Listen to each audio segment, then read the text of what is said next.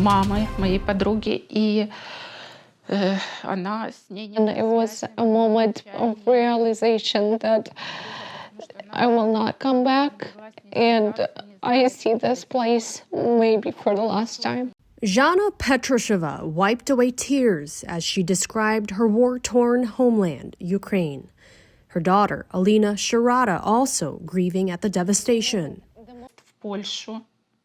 The most terrifying thing was actually to hear the sound of planes, because the planes would drop bombs, and it was very terrifying. And you could hear it from the distance when they would be flying over you. Zhana is a U.S. resident who recently visited her family in Kharkiv, Ukraine. Her trip was cut short after the Russian invasion intensified. Being so tightly knit with the Ukrainian community and the Russian community, did you have any idea that the invasion was going to happen before it actually happened? Everybody was talking about that there for a long time, that something's bad gonna happen, like invasion, but nobody believed in that. It was really hard to believe that it's actually gonna happen. The invasion happened February 24th. What was that first night like for you? On the 24th of February, I woke up from the sound of bombing at 5 o'clock in the morning.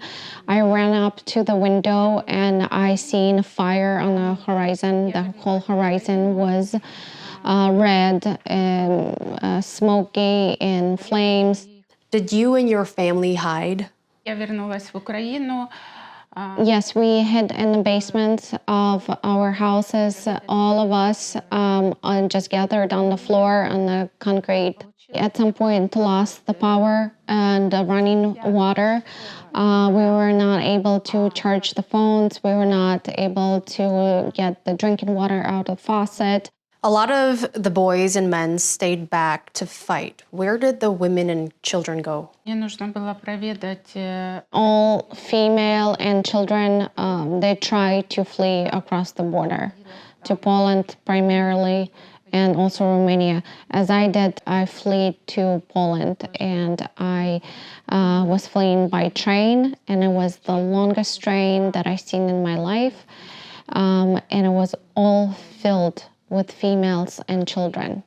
Did your sister, mom, and dad, did they travel by train with you across Poland? It